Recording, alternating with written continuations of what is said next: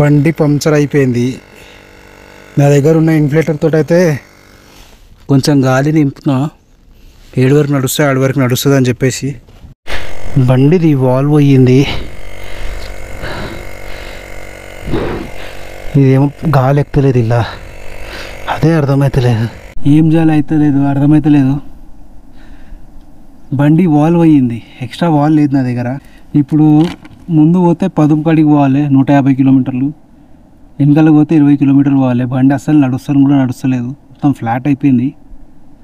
ఏం చేయాలో అర్థమవుతలేదు. ఇప్పుడు ఏ ప్రాబ్లం లేదు, అన్నిటికీ ఫిక్స్ అయినాం కాబట్టి ఏదైతే అది చూద్దాం, వెయిట్ చేద్దాం కొంచెం సేపు ఏమవుతుందని. ఏదైనా ట్రక్ వస్తుందంటే మాట్లాడి ఆడ వరకు ఎక్కించుకుందాం, చూద్దాం.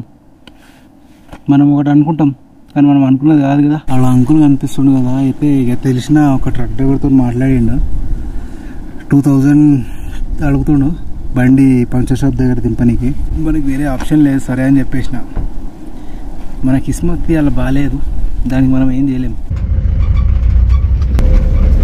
ట్రక్కులు ఎక్కించినాయి ఇక బండి. ఇప్పుడు పంచర్ దుకాణానికి అడిగితే పోతున్నాం. 25 కిలోమీటర్లు ఉందంట పంచర్ దుకాణం.